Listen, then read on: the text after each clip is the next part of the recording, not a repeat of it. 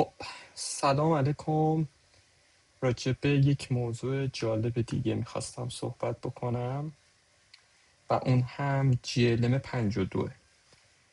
اول این ویدیو رو بیاین از اینستاگرام با هم ببینیم. One of the most powerful AI models on Earth right on your own computer, completely free.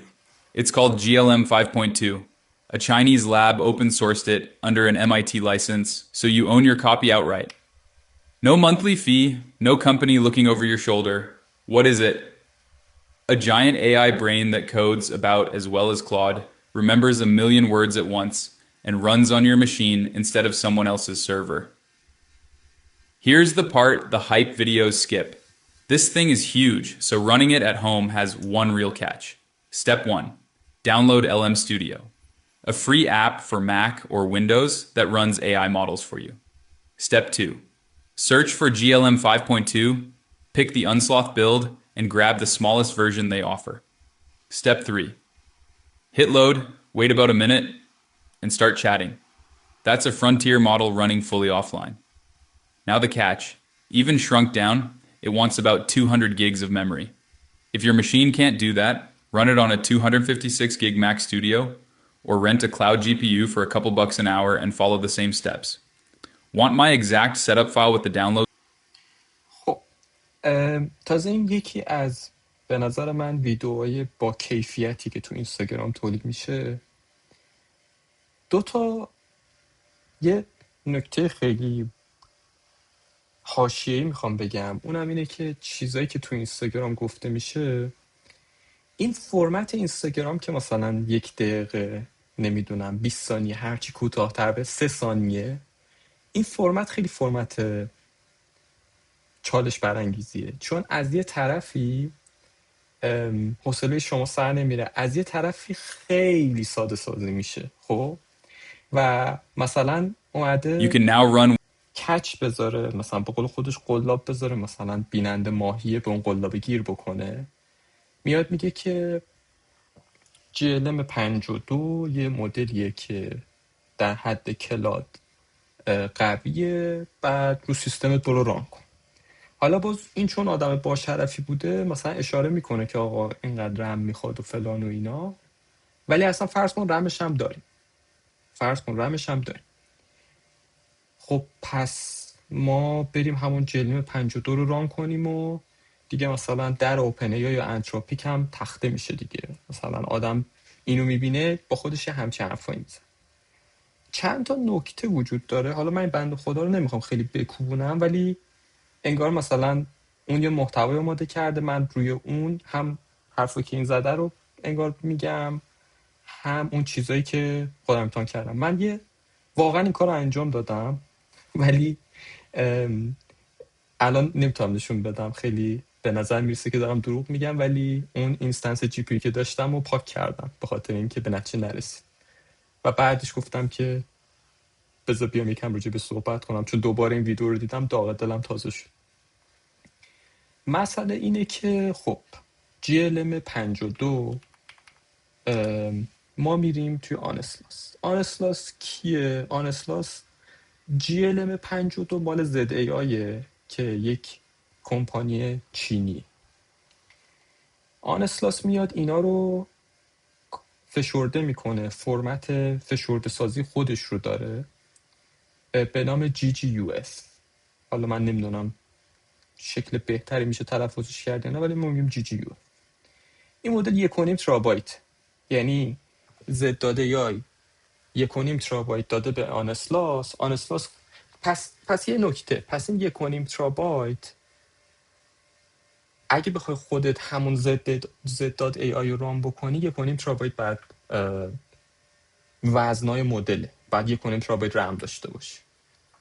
خب آنسلاس اومده این رو فشرده کرده و خیلی فرمت فشرده سازی مختلفی داره، 1 بیت و 2 بیت و 3 بیت و این داستانا. گفته آقا مثلا شما اگه بیاین سمت 4 بیت 372 گیگ میشه تا حالا این باز، حالا بسته به اینکه باز تو خود 4 بیت باز چیز داره، طبقه بندی داره، مثلا چه میدونم مدیوم و لارج و مثلا یو دی IQ2M که فکر کنم میشه آره 2 بیت داینامیک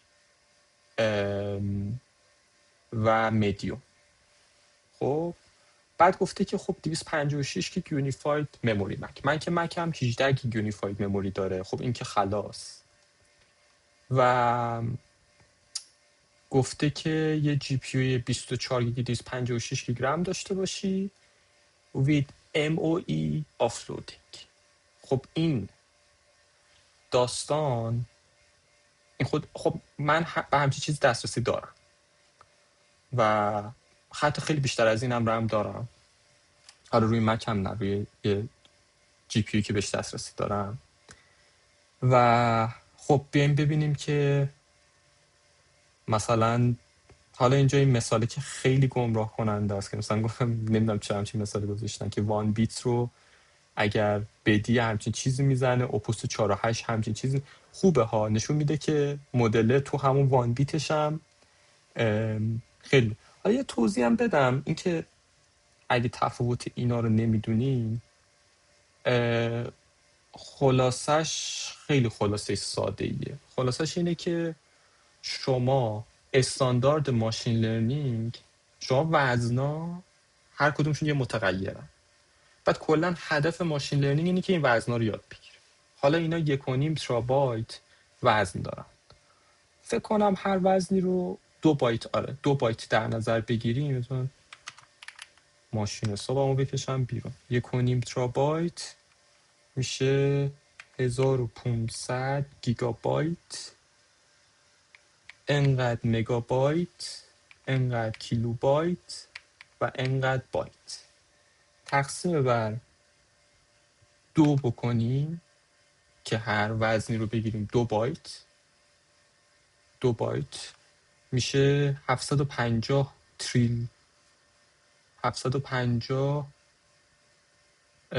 بیلیون 750 بیلیون وزن داره. حالا اگه خودشون خوب تخمینی زدیم خوب تخمینی زدیم، من این عدد رو ندیده بودم. 750 بیلیون پارامتر داره. بعد حالا بحث سر اینه که آقا مثلا اگه وزن مثلا یک ممیزه نمیدونم 1 2 7 6 9، اون 9 رو اصلا ولش کن، اون خیلی تأثیری نداره. بیایم مثلا به جای اینکه توی 2 بایت که هر بایتی 8 بیت میشه 16 بیت که استاندارد ماشین لرنینگه، بیایم توی 8 بیت یعنی 1 بایت ذخیره کنیم.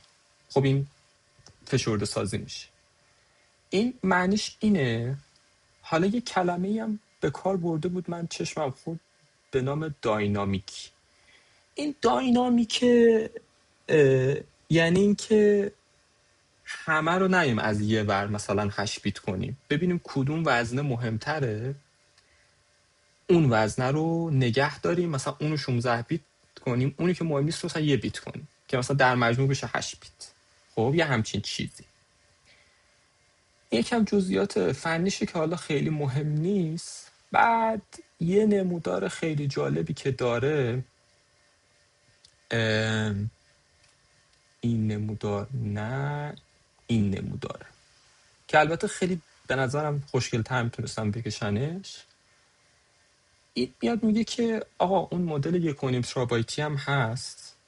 و آخه سوال اینجا پیش میاد که ما خب من 1 بیتی رو برمیدارم اگه اینجوریه، و اینجوری که خب نه، وقتی که هی دقت میاد پایین تر، یک تریدافی وجود داره بین تعداد بیتایی که شما برمیداری و اون دقتی که از مدل میگیری. بعد اینجا داره مقایسه میکنه دیگه، مثلا 5 بیت و مثلا از همینجا شروع میکنیم 1 بیت و 2 بیت و 3 بیت و 4 بیت و 5 بیت و 6 بیت و اینم 8 بیت. حالا باز مدیوم و نمیدونم فلان و فلان و فلان این حرفا. بعد داره میاد میگه که ما این رو گذاشتیم کنار مدل 1.5 ترابایتیه و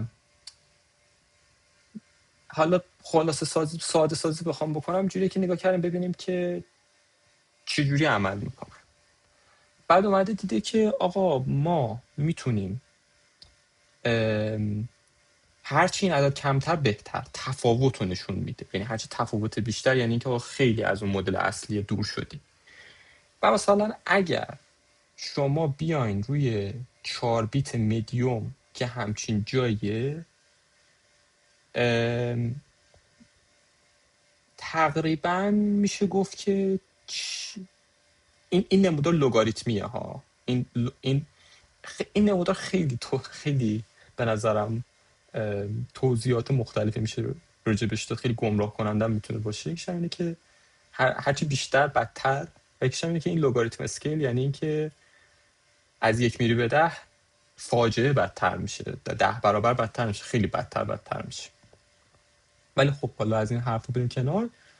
بحث سر اینه که مثلا اینجا یک نقطه خوبی به نظر میرسه که حالا هم رم من جواب میداد، همون خیلی تفاوت چشمگیری نبود. و یک حرف دیگه ای فکر کنم خودش اینجا زده بود، اگه اشتباه نکنم گفته بود که اگر اون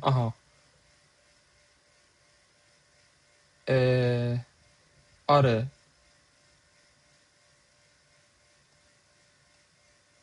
یه حرف خودش میزنه که آقا مثلا 4 بیتیه رو بردارید دیگه، بحث نکنید، ما 4 بیتیه به نظر بهتر. منم دیگه 4 بیتیه رو برداشتم و آنسلاس استودیو یک نسخه آپتیمایز تر شده لاما دات سی پی پیه این که اومده مثلا اینو ران، خلاصش اینه که وزنا رو میدی این ران. حالا پس میخوام بگم که اون چیزی که تو اینستاگرام میدیدی مثلا چی میگه، اون وبسایت آنسلاس چی میگه، باز حالا این تازه مثلا خودش واسطه است، باز بعد بری وبسایت زداده بخونی ببینی مثلا چی داره میگه بنده خدا، اصلا چی مثلا زداده چرا این مدل رو این با این تعداد داده و اینا. اگه من خودم اونم نرفتم بخونم. ولی حالا از فرصت استفاده کنیم و بریم نگاه بکنیم ببینیم که میشه یه نموداری من دیدم. نه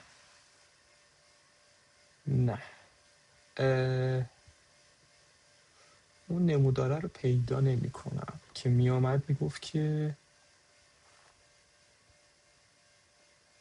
اما مثلا این نمودار شاید بد نباشه که آقا GLM 52 از GPT 55 هم یه جاهای بهتر داره عمل میکنه. حالا این بنچمارک های مختلف و دیگه یقه به یقه شد و اینا. این خیلی خبر خوبیه به خاطر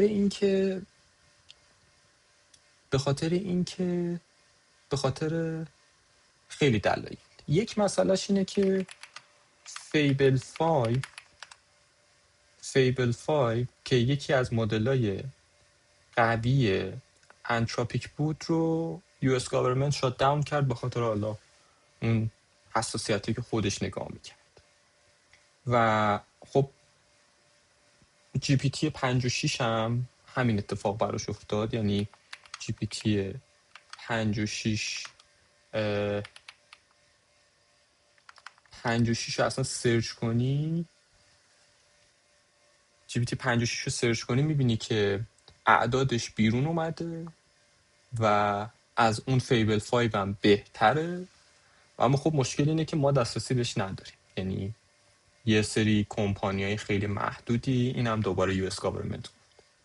خب حالا اینجا یه مشکل به وجود میاد. ما گفتیم که AI بیاد نمیدونم فقر رو از بین ببره، عدالت به وجود بیاره، حالا افتاد دست یه عده خاصی و معلومم نیست که آخه یه مسئله هم که اینجا وجود داره، خود این کمپانیا به قول ما آسشون رو نمیکنن. یعنی باز یه چیزی که مثلا آزمایش میشه یعنی باز همین GPT 56 باز میبینه مثلا اونا دارن رو GPT 57 58 کار میکنن و 56ش اومده، باز اینم محدود شد. پس این خبر خوبیه که یک مدلی مثل GLM 52 داره یقه به یقه اینا حرکت میکنه و خب اینا چون اوپن ویتن دیگه، یعنی ویتاشو همه دسترسی دارن، همه من خودم ستاپ کردم، همه میتونن ستاپ بکنم. حالا اگر اون جی پی یو اینا رو داشته باشی بالاخره لنگ نمیمونی، خلاصش اینه لنگ نمیمونی. ولی خب چند تا نکته وجود داره. پس این خبر خوبیه که مدل اوپن سورس و اینا دارن یقه به یقه میان جلو. ولی خب خبره به نظر من پرکتیکال نیست، یعنی اینجور که ملت توی اینستاگرام و نمیدونم جاهای دیگه، حالا خیلی جاهای حتی فنی تر دارن راجع به صحبت میکنن، تجربه من که اینو نشون نداده. مثلا حالا من خیلی دنبال اون نمودارم، آها اینه فکر کنم، آره بلاگشونه، آره آره این نموداره بودم که حالا مثلا داره میگه که آقا ما شونه به شونه بقیه داریم میایم بالا و اینا، وزنامون هم هست و یه جاهایی حتی زدیمشون زمین و این داستانا، و آدم میگه که خب خیلی هم عالی.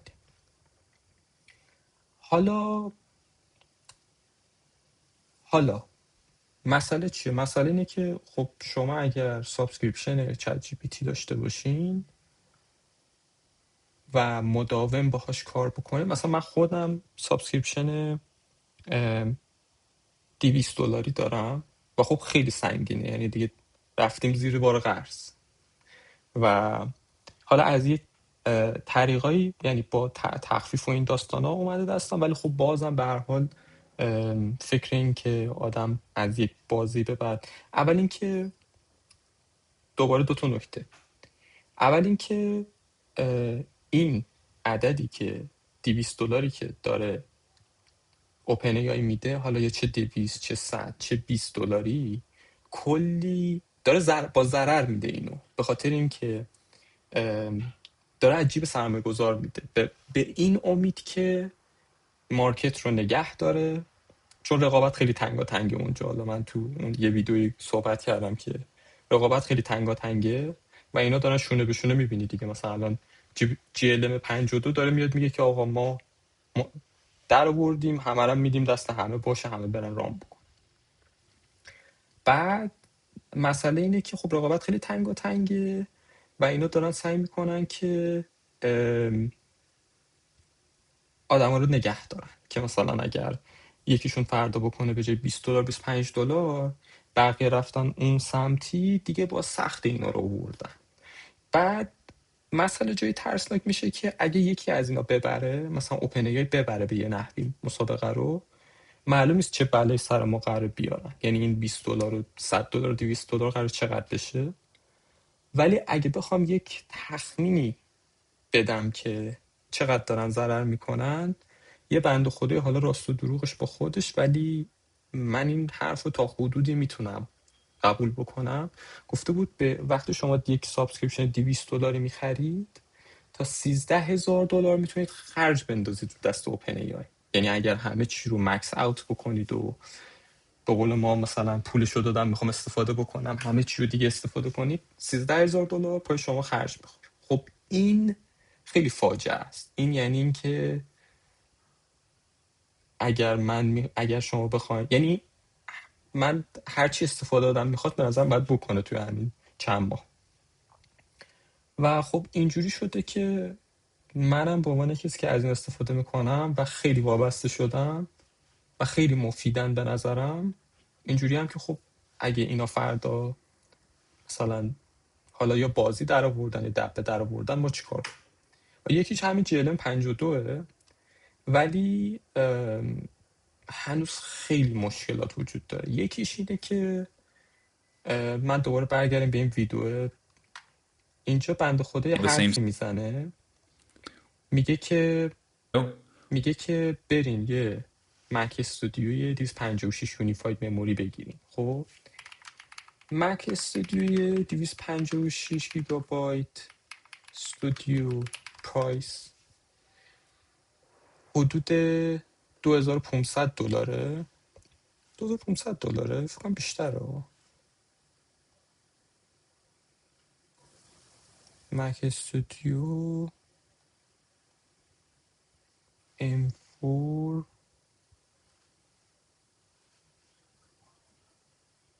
how much memory. خب آها M4 میخوام.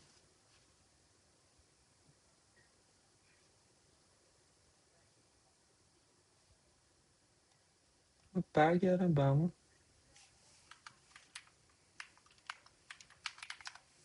بابا سرچ نکن.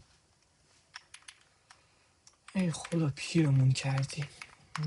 What is the price of studio.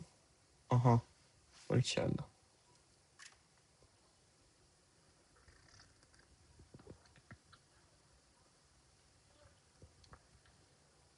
آها حالا درست شد. حدود $12,000. من میگم اگه بود که خیلی خوب بود.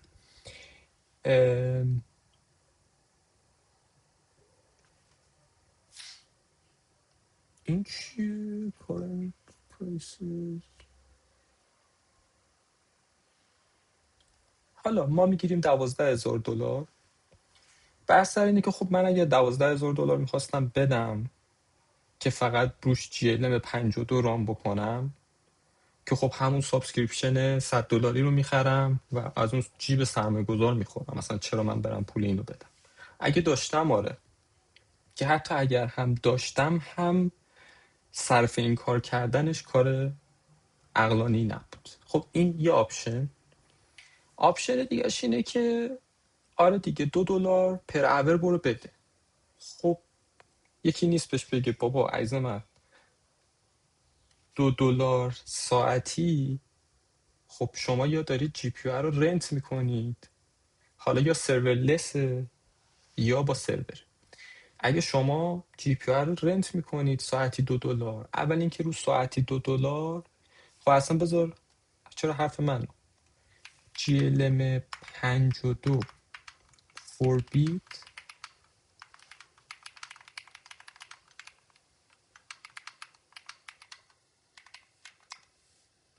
ولی بحث سر اینه که شما اصلا همون $2 اصلا فرض کنیم آقا سگ خورد $2، 24 ساعتش که میشه روزی $50. خب این میدونی این یعنی این که پرکتیکال نیست دیگه. حالا این بنده خدا که داره فکر میکنه میگه که مینیمم ویرمی که داشته باشه اینه، بعد 50-90 نمیشه 6 مثلا. این فکر کنم این جی پی فکر کنم $8,500. خب میگه اینم نمیشه، 5 تا آسد رو که بذاری کنار هم حالا شاید بشه. خب که حالا اینم اما اگر خب 5 تا آسد شما ارزون ترین جا هم بگیری میشه ساعتی $10. پس دوباره این عدد، این تخمینه خیلی تخمینه دست پایینیه. و اصلا خب اگر ساعتی شما $10 میدین، یعنی اگر 10 ساعت استفاده کنین همون چت جی پی تی رو بریم بگیم خیلی بهتره.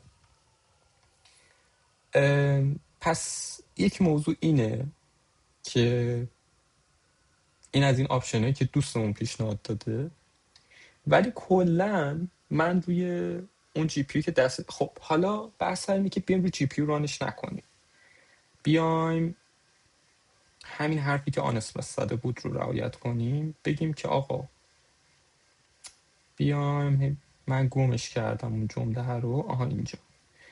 من دقیقا این کانفیگ رو داشتم، یعنی دارم و رمم زیاد داشتم.